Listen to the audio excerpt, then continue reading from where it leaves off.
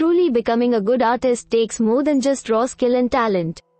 Hard work and developing an individual style are at the heart of being a good artist, but the good news is that anyone can work hard. Simply dedicating yourself to your art, and taking time to do that every single day, is the best step you can take to becoming a good artist. So, we are going to watch about the how to be a good artist.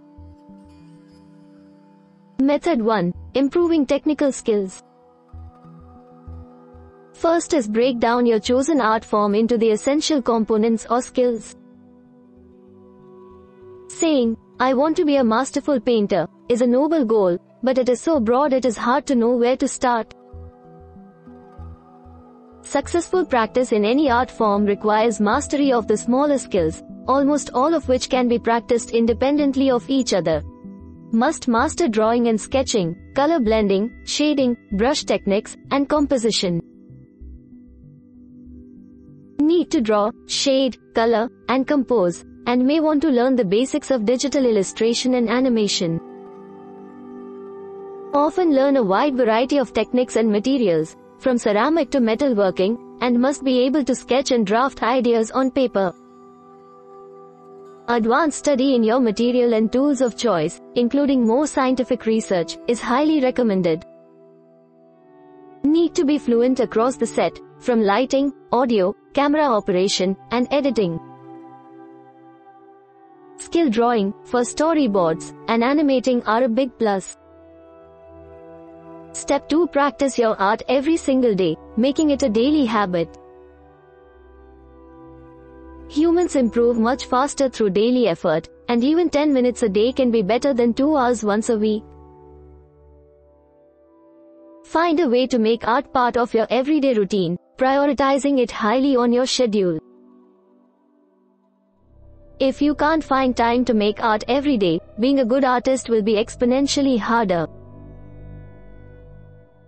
Give yourself a cue each day to make things easier, first thing in the morning, after dinner, before you exercise, etc. Coupling habits together makes them much easier to stick to. Reward yourself slightly after each session. Maybe you don't eat dessert until done, or go for a run once the page is finished. Tie a good feeling to your daily art practice. Missing days is okay, it happens. Instead of beating yourself up or punishing yourself with more work the next day, just get back on track. Art should be fun, not punishment. Step 3. Take an honest appraisal of your artistic weakness, to practice with mindfulness. Not all practice sessions are equally beneficial. Every artist has areas and skills that they aren't very good at, and the best artists run to these areas in practice. Remember, this isn't always about making a publishable piece. Once you give yourself the freedom to practice things you're bad at, you'll notice yourself making much faster improvements in all areas of your art. Mindful practice is about finding mistakes and fixing them in order to improve. If you don't let yourself make mistakes, how could you ever improve? There is a difference between practice and performance. Once you realize that your sketchbooks and studies are there to help you get better, not to share with others, you can use them practice making your next, real, piece of art even better. Step 4. Take on smaller projects, or studies, to help you ramp up to your big projects. A study is simply a test run of some aspect of your piece. For example, a sculptor doing a full-length human body likely wouldn't launch into the replica without knowing her materials, style, and logistical concerns beforehand. To prepare, she might start studies in the following areas. Note that, though sculpture is the example, all good artists test before beginning. Hands are complex organs with many moving joints and bones. Practicing a few hands and figuring out how they will be held, is best done before adding them to the final sculpture. How is the sculpture going to stand up without falling? What base is being used, and how is the sculpture attached? If it is a melancholic or sad sculpture, how do you plan to capture that sadness? Smaller sculptures and sketching facial expressions will help figure it out. You could also try to replicate similar pieces or emotions.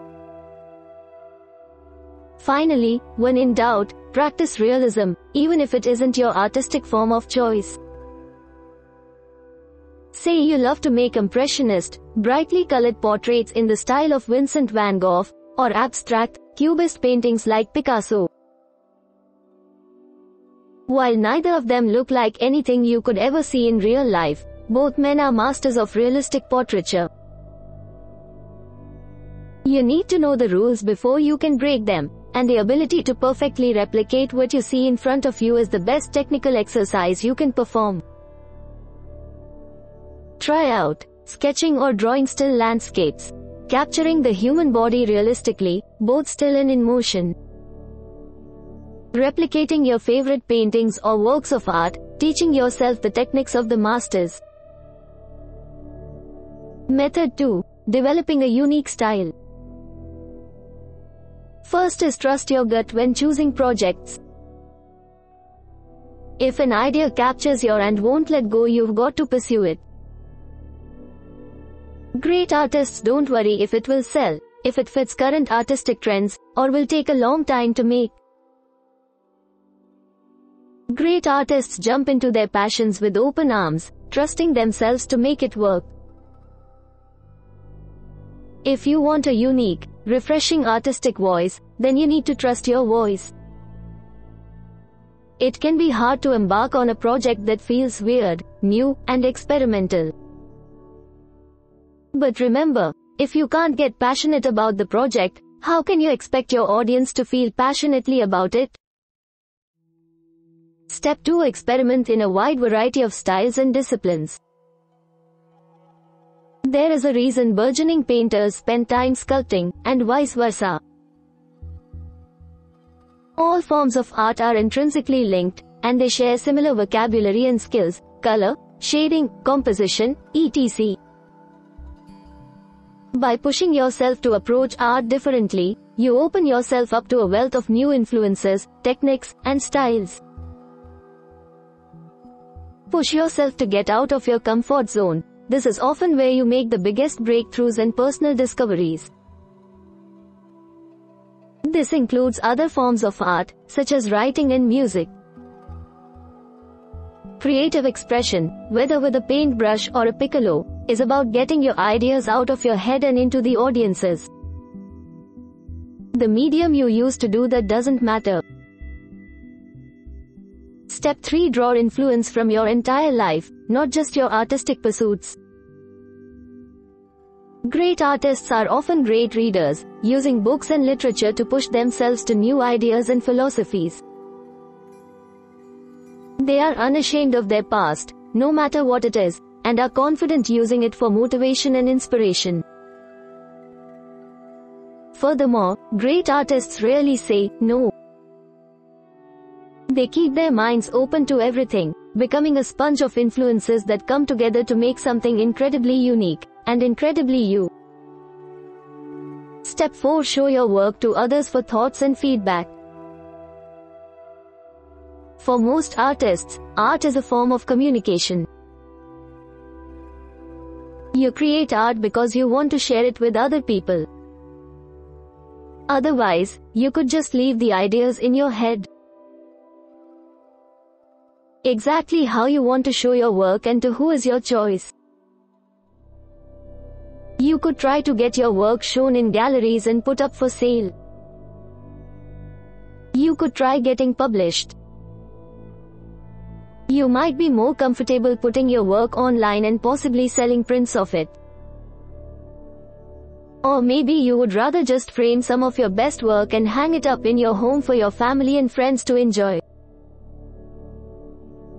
Ask for honest critiques, and try to accept them with grace.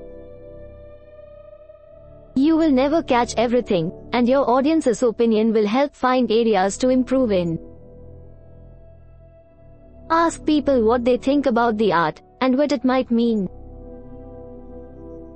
Does it match up with your own thoughts and ideas? Did you accomplish your goals with the piece? Could you better communicate them your goals, or are you happy with ambiguity and differing opinions? Finally, accept constructive criticism. Constructive criticism is designed to help you improve your artwork, either the piece you're working on now or your future works. A person giving constructive criticism will usually point out both the flaws and the strengths in your piece and make suggestions on how you could fix the flaws. While it isn't always fun to hear, criticism is something you're going to have to deal with as an artist. Learn to identify when a criticism of your work is valid and use that information to focus on correcting your mistakes. Method 3. Becoming a professional artist. First is put together an online portfolio to showcase your work and talent. Every artist needs a portfolio, the place where potential buyers or clients can see your work. Luckily, the internet is making it easy as website design spaces like Wix.com, Squarespace, and WordPress all have templates designed for artists' portfolios. All you have to do is customize the name, color, and bio, then import images or videos of your art. Purchase a custom domain name if you are looking for professional clients. A site like www. My Portfolio, WordPress.com looks much less professional than www. My Portfolio. When done, attach this portfolio to all your social media accounts to make it easy to find. Consider printing, or drawing, designing, for memorable flair, some business cards to get the word around. Step 2. Host shows to get your work out there. Contact small galleries near you to see if you can put some work up. Look into that restaurant or coffee shop that puts work on the walls. And, if all else fails, throw your own art show. All you need is a space to hang everything, some refreshments, and friends willing to come and support you. Try to host shows with multiple artists when possible. That way, everyone brings their own friend groups so each artist can meet new fans. You never know if you can display your work unless you ask. Don't be intimidated. The absolute worst thing that happens is the word no. Consider hosting open studio session once a month, where friends and curious spectators can watch you work and talk about your process. Step 3. Take classes to grow skill and make contacts. Few, if any, artists are so skilled that they can't benefit from some kind of formal instruction.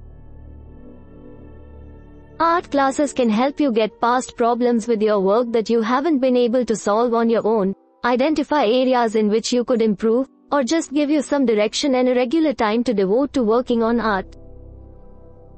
There are courses available for all skill levels at colleges, community centers, local arts centers, and numerous other places. Your teacher and fellow students are essential contacts as you build your career. They can point to new opportunities, team up with you for shows, and support your work in the difficult early years when you're still unknown. Never discount a connection or friend. In the word-of-mouth driven art scene, a wide, strong social network is king. Step 4. Devote time every day to self-promotion and social media. It isn't always a ton of fun, but it is absolutely essential if you intend to be a professional. No one wants to champion your art but you. And, in its own way, this is a good thing. You no longer have to hope the right person shows up in your gallery. Instead, hard work online can get your work into many corners of the internet, and even make some money. If you make smaller, sellable art pieces, consider a shop on Etsy or eBay. Instagram, Tumblr, and Pinterest, with their large pictures and big art networks, are great places to share and see work. Pick 1 to 2 social media accounts to run and stick with those. Trying to work on Facebook, Twitter, Instagram, Pinterest, etc. All at once is impossible to do well without spending all day on the internet. Step 5. Get involved in your local art scene. Artists need to stick together, and many of the greats have come from collectives and groups. It is no mistake that many famous artists knew each other before striking it big, and some of the greatest moments in art, Paris in the 40s, NY in the 80s, come from shared creative communities. So go to local shows, enroll in classes, and collaborate with other artists. A rising tide carries all boats, so get out there and make some waves. If you're struggling to find a community, look online. There are tons of forums, sites, and communities, like the famous DeviantArt, that allow you to showcase work. Pay attention to your contemporaries, supporting their own shows and work. When you are first starting out, your best network will be artists in the same situation. Finally, provide yourself a lifestyle that allows you to make daily art. If you don't make art a daily priority, then it's going to be really hard to be a good artist. That is just the reality of practice. All the talent in the world doesn't help if you don't sit down and make art. Honestly, this may require some sacrifices in terms of work hours, salary, and living situation. But if you want to be a professional artist, none of this should matter. You get to make art every single day. Always remember, especially in the early years of practice, that all of your favorite artists went through the same process. We hope it is useful to you. Please subscribe to our channel to upskill yourself.